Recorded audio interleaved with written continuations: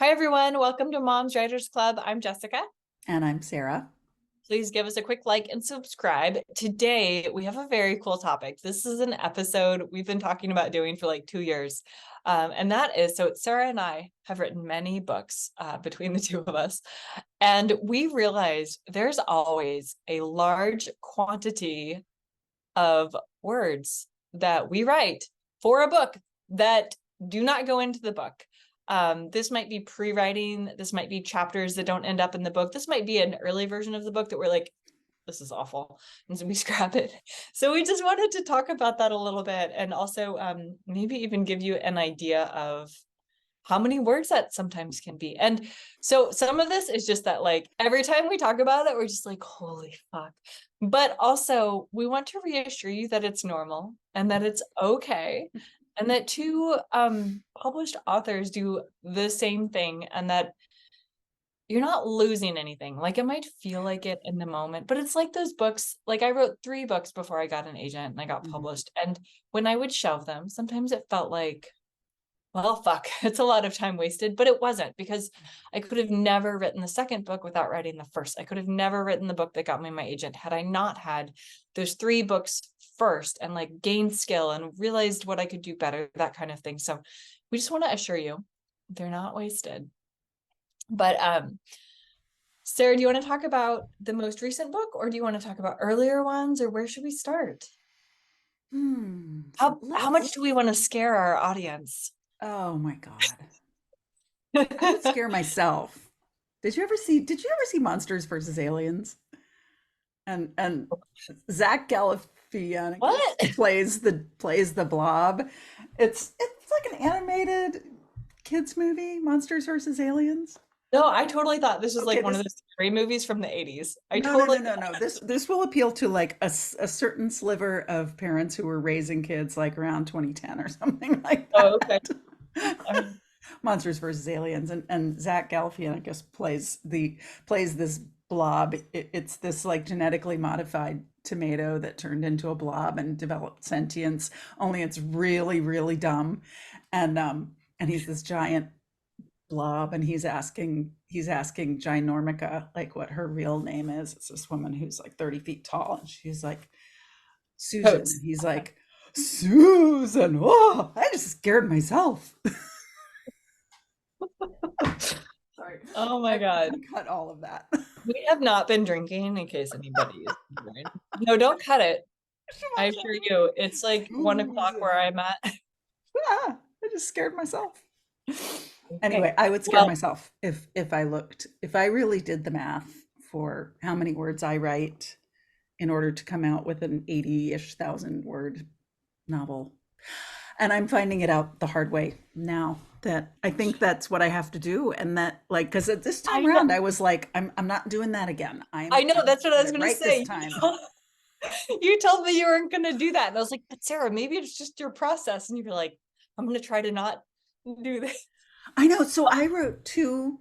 Okay. So I wrote Johanna Porter is Not Sorry as a completely different book, then shelved it, did my deep dive into structure, wrote Principles of Emotion as a completely different book from a different Wait, point of wait. view So we're at about different things. 160,000 words, assuming both were about 80,000. Okay, go ahead. Oh, yeah, but also like let's let's bump that up to like at least 120,000 words each for those books. Because of And all then the like writing you did that didn't end up in the book. Tell oh us where it's. yes. Oh yes. Okay, let's do one book. Let's start with Johanna Porter. So the Well, I first kind of learned version. to write on Johanna Porter, although I think you learn to write on every book. Okay, so you had a Chuck hundred. Wendig says this Yeah, amazing thing, yeah. which is in his book Gentle Writing Advice, which I highly It's really recommend. good. Yes. And he says, like, why is it that it feels like, I'm paraphrasing here, why is it that like I start a new book and I feel like I don't know what the fuck I'm doing? And he It's says, so true. I forgot. I know how to write books. I don't know how to write this book. Yeah. And that's like the whole thing for me. I read that, I was like, oh, that It's explains true though, everything. because Yeah. every book needs something different and has a unique challenge. every Yeah. single book. And I swear it's always different. And as soon as you're like, I got it. I wrote this book. I have mastered that thing. This next book is going to be so much easier. And then you go try to write that next book and you're like, God damn it, I gotta Right. like figure out how to do this other thing. You never know it until you've Yeah. figured it out. Okay, Yeah. so Johanna Porter, we're at 120K for the first version of it, which is not the version that was published Which recently, is which is a great book. Go buy probably it. a low estimate. Okay, And then 120. the second go, Mhm. um, the second go was a lot more efficient. So, so it's about 80,000 words finished. Okay, so And plus 80,000. and I would probably add another probably 20,000 to that to get that We're at one. 220,000 for a book that published at 80,000, and I actually suspect it was closer to 300, knowing you. Yes, I really do. And that's counting like both words that I wrote that I thought were part of the book and words that I wrote that I knew were not part of the book. Like when I was writing from the point of view of the love interest in for Johanna, I just wrote like a bunch of pages from his point of view just because I wanted to like be Get in in his his head head. for a while. Um, That so there's totally all makes that sense. too, And so in a way, I'm right on track because the work in progress that I'm at 20K right now, and I've probably written 100K. I actually could count on this one because the files are more organized.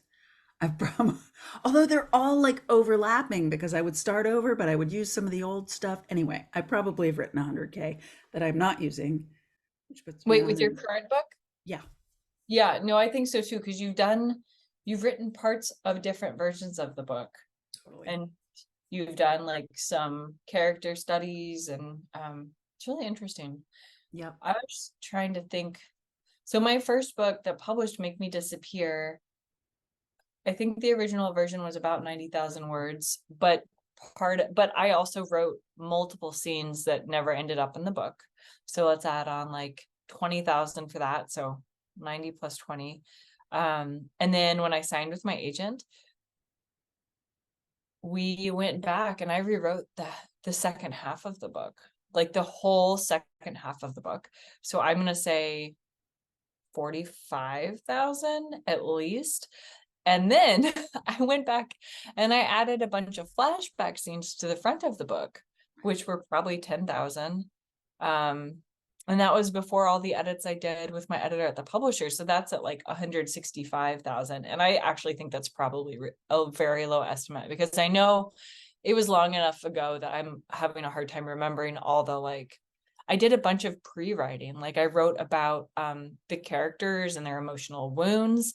So I told Daniel's the antagonist POV from second person, but I first tried writing it in first and third person. Like I didn't want to write it in second, but I did. It turned out really Oh my well. God. I have changed my scenes from present tense to past Yes, tense yes, so many times. I cannot even keep track anymore. It's just yeah. crazy. And now I'm actually writing in past tense, but like when I get into a new scene, I find myself accidentally slipping into present tense. Isn't it It's awful? ridiculous. I don't remember which book it was. It was The Good Doctor. I do remember. One character writes in the present and one character writes in the past. And I swear Oh, you were I will like, never fucking do that again. It was so bad. you Like set half my yourself up chapters, such a torture chamber with that structure. Oh my God. I was like, it's true. ooh. Half my chapters were written in the wrong POV, and I realized it after I'd written a couple of pages and had to go back and fix them. And then like the current book I'm working on is also past and present, but the same character, but it feels like such a different time shift that it actually seems to work okay. But in The Good Doctor, they were both like happening at in the present, even though one was in the past. It was a mess. The book I'm working on right now is really interesting because I have decided to rewrite the whole book, not because I thought it was bad, but because I am going through a different type of editorial process and I feel like I can make it significantly better. But also as part of that, like I'm doing a lot of like developmental work along the way and Hmm. character work along the way. So I had like an 85,000 word novel and I'm rewriting it as another 85,000 word novel. So that's like 170. and I've already done at least 30,000 in like work outside of that. So I'm way past 200,000 at this Yeah. point. Yeah.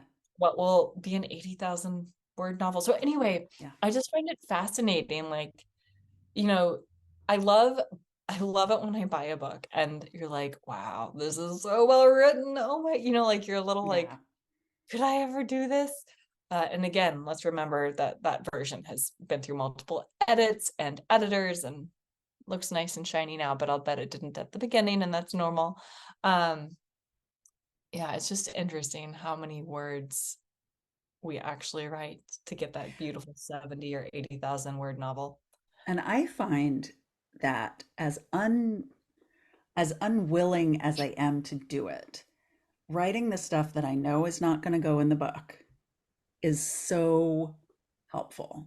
Like It really is. writing the character's life story from, birth to present day over 10 pages, or writing a scene that happened in the past that's key to the book, but may or may not wind up being on the page, but that I need to write the scene, to see the scene, to feel the things, to know what happened.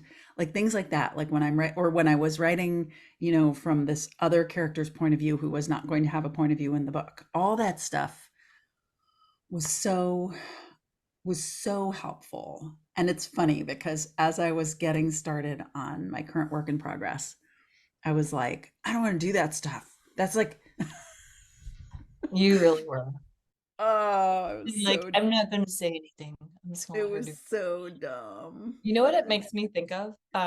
So I have a 5-year-old and she is often gifted the books where like you have the special markers and you can't see what it is until you draw on it and then like an mm, image appears, which I think they're very cool. And then at the same time I'm like, but that's not them actually drawing anything, yeah, like no, no. so anyway, but it's cool because it's almost like as an author, I know that page is there and I know that like they have a history and I have like a vague idea of what it is. But when I actually take the time to write it out, not even just think about it, but actually write it out, it becomes concrete in my mind and it really Mm-hmm, exists. And now as I mm-hmm, am rewriting, those things are organically flowing in and out of the book in a way that makes that character feel more real.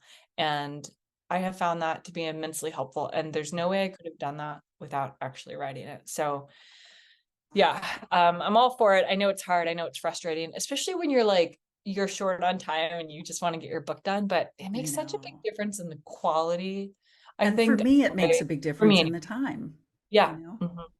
If I don't write it out, it'll be like, I know she had a hard childhood and her dad left at some point.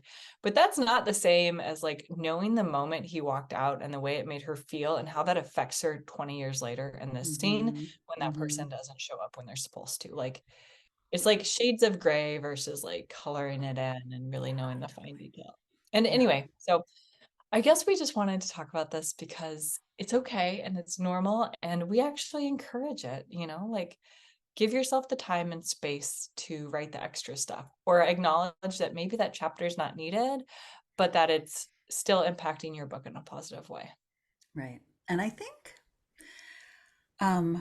I think productivity is like the only path to getting better. Like you have to write to get better at writing. So I'm all for that. But being real focused on your word count of words that are going in your book is not always, oh, hello, kitty.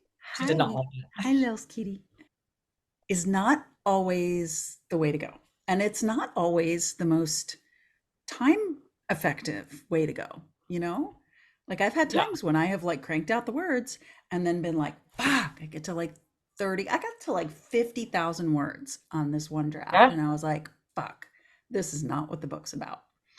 Um, and yet I still did not want to spend, the time to, write 5 pages about, my character's childhood. I no, I totally hear you. It's like ridiculous. So I think like sort of taking the emphasis, there are times when it's good to take the emphasis off, like how many words you're producing that are going to go in your manuscript that are going to get you to that magic the end number, you know, and just just write the words. Now, I come from like I had a prior career in music, and Mm. my husband is a professional saxophone player, has like played tons of gigs. That has been his career. And it's interesting because performing artists understand this concept of practice very differently than writers don't sort of have a concept of practice versus performance, right? Because like it's just sort of doesn't apply to what we do in the same way that performing artists do. But it absolutely, I think, exists in writing. You know, there is practice writing and there's performance writing in a weird way. Like, It's true. but the weird thing about writing is sometimes you don't know which is which until you're done, you Oh, know, that is absolutely true. which Um, is yeah. one of the like, but then It's again, hard. we're writers. We don't have to get on stage and do our thing live in front of people and hope we don't fuck up. So we You have that. know, one of the reasons I love being a writer is that like I don't have to like ever do public speaking, and yet here we are. Sorry, this is like a side note. This here we are on YouTube. But I'm so glad we've done this because I do these book events Yeah. and I stand in that's a side note. I guess that can be different. I had a book event and it was a disaster. I mean, it's a great, wonderful disaster. We'll do that as an ending side story. But this YouTube channel has made me feel confident talking in public. So I Yeah. sometimes I feel like a performance artist. Right. Right. You know, because like when you okay, I'll tell the story real fast. Because when you're up in front of a crowd, like talking about your book, you need to set I pretend to be confident really well Yeah. sometimes. Yeah. But it is interesting because it's kind of like turning it off and on. But so anyway, I had a book event. If you subscribe to my newsletter, which by the way, you all should be subscribing to my newsletter. I do giveaways all the time. And when Sarah's new book comes out, I'll do a giveaway for her book too. And I also do giveaways for my books and other people's books. But I talked about this in my newsletter. I had this library event last month to promote The Good Doctor, and we got in the car to go, and I had cupcakes because it was my birthday, and I had a giant box of books because I had to sell my own books. The library doesn't sell books. We all know what a library is, duh. But like they don't have like a means to sell books. So I had to handle that. So I had to like get my own books. Um, so we like got in the car and we had just moved like 3 days prior. And so our old house did not have air conditioning, which I know sounds super backward, but is actually very normal in Washington state. And our new house does. So we had like unit ACs that we were going to give away to some friends. And we were like, oh yeah, we need to take those with us because those friends were going to be at this event. And so we like hurriedly put them in the other car because it's bigger. And we got in the other car to drive to our library event. And we realized halfway there we didn't have the cupcakes or the books. And So anyway, funny. so we got there and I'm like, shit, because it's like starting in 5 minutes and I have promised people cupcakes and books. So I have to go in because I have to start the event. And my husband's like racing back to our house to get these things, which it's 100 degrees out that day, are like cooking in the other car. And so anyway, I'm like standing in front of like there were over 20 people there. So I'm gonna call it 25 because that's a nice round number. I'm standing in front of 25 people and I have like nothing. I have no books. I just have like an empty table behind me and everybody's looking at me and like the clock is ticking down. I'm like, we'll get started soon. And I'm hoping my husband will get back in time. But it becomes clear to me at like 3:02 that he is not going to be here in time for the 3 o'clock book event. And I'm like, I don't even have a copy of my book to read off of. No, you Like they have a library copy, but it's wouldn't you know it checked out. So I start talking and I apologize or you're welcome to anyone who's there. Longest and that was the other thing. Like at the bookstore, they do like this introduction and she reads my bio and introduces me and it's all very lovely. But the library, like I'd never done a library event. They're just like, well, have fun. And I was like, bye. They're lovely. They really are. And they would have done an intro had I asked them to. But I was like, okay, I'm doing my own intro. I'd never done such a long intro in my life, hoping my husband shows up with the fucking box of books so I can read a book. Um, Thankfully, I realized I had the Kindle version on my phone. So I'm reading the Kindle version on my little phone in front of 25 people. And apparently, like, no one, it never people said like, oh, we didn't even think about the fact you were reading off your phone. I was like, I thought about it. Like, I felt so weird to be reading. Anyway, he showed up. There were cupcakes. They were lovely. Local bakery. Yeah. So that was my public performance. I felt like, but I felt like a Yeah. performing artist in that moment. And people laughed. I'm funny sometimes. Did you know Yes, that? yes. No, I think you're very charming and charismatic, and I'm sure you did great, as most people do when they just let themselves be themselves, you know? But I yeah, think I was super weird, but people seem to like it, so it's yeah, fun. yeah. No, people like it when you're just yourself and weird and kind of awkward and different. Whoa, okay. No, not you Weird, personally, awkward. in general. Okay. I Got didn't mean you it. personally. Stop. I mean, like, I think that audiences respond to you when you're being genuine. Oh, I was And genuine. I was like, I'm real sorry, people. I have no cupcakes, but they will be here soon. right. As Me opposed too. to like trying to fake something or act all like, Ugh. okay, where were we? What were Oh, we talking well, about? we had got into that because we were talking about performing arts Yeah.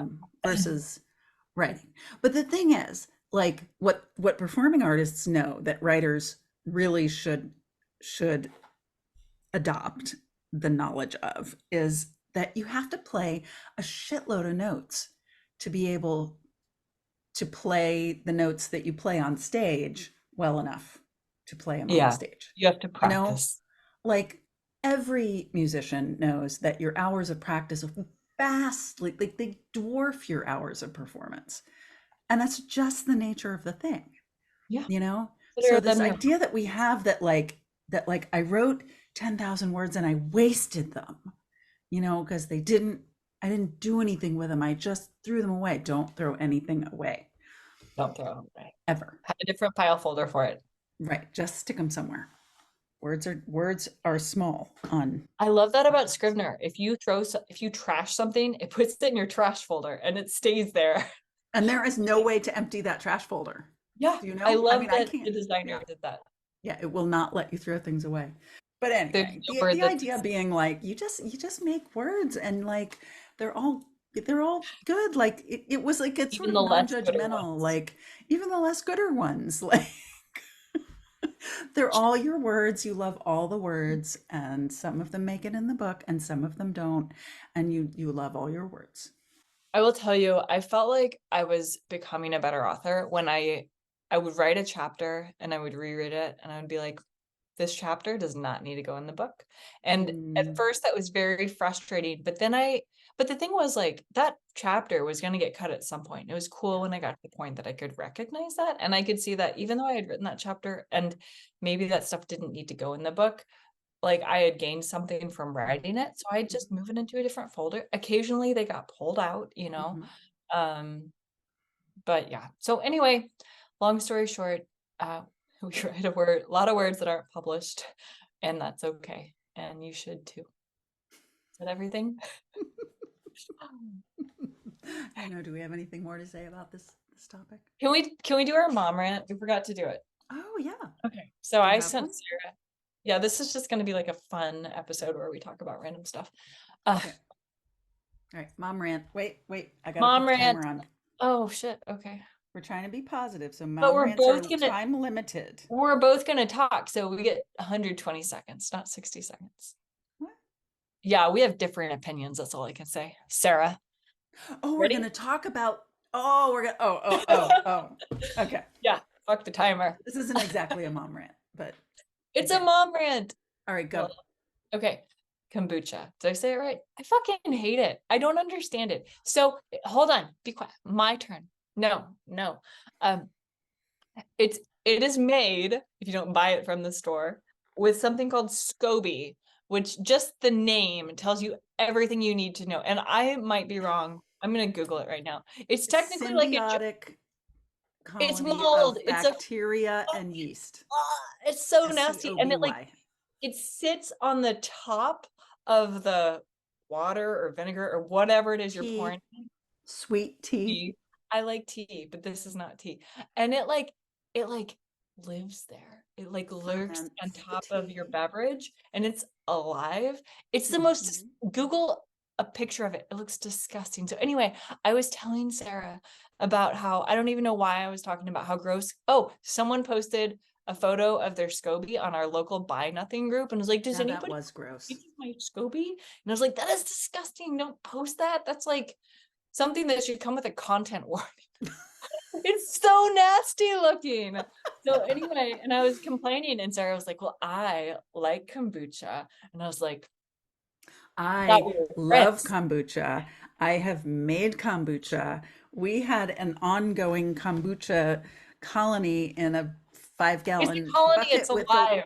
with a little you do realize that all fermented foods are Yeah, but I don't created by have to living look at the. organisms, right? I don't have to look at the actual individual Well, cultures I of the. didn't have to look at it either, except when I poured the new tea in. It wasn't like I was hanging out with it and Here's a like SCOBY. Look how watching movies disgusting that together. looks. It That's looks a like giant flan. It's not that hunk. bad. Oh, you know what it looks like? It looks like phlegm, not fun. Phlegm. It It's is. It's disgusting. gross. I mean, like ours got the size of a 5 gallon bucket. It got like this You thick. are It was You're lucky it gigantic. didn't become sentient and like It kill was you. about to become sentient, and I think I probably Did you named name it. it? Yeah, Yeah, yeah. I probably named it. But it was awesome because we had a little tap down at the bottom, and whenever I wanted some kombucha, I would just pour it off my little tap, and I didn't have to pay 3 fucking 29 a bottle for it. It's like five Although I dollars in love Washington. what? It's like $5 in Washington. Oh, it depends on the brand you get. Some of the like really groovy, like locally made kombuchas are more. But I'm sort of a Um, fan of the so GTs that they anyway, sell everywhere. the mom rant part of this is that right after I'd had my baby, a friend brought me a gift. And even though she knew I didn't like it, she's like, "Oh, you'll like this one." And I was like, "No, I won't. Throw it in the trash as soon as you leave." And did I throw it in the trash? Yes, I did. Yeah. Yes, I did. Yeah. So if you are bringing a gift to a new mom who is in postpartum land, don't bring her some shit that she already says she doesn't like. Give me a fucking coffee with a lot of That's just caffeine. juvenile. Yeah. Also, well, never mind. Inappropriate for this channel. Okay. Well, thanks for joining us. Write all those words, friends. We'll see you on Twitter or wherever we move to later because we don't like Twitter Okay, we anymore. are still on Twitter for the time being. But we're going elsewhere. We did on Every our other last Wednesday night chats. at author Just Payne. Hashtag Moms Writers Club, and I am at Sarah Reed Author. Okay, All right. bye. Bye.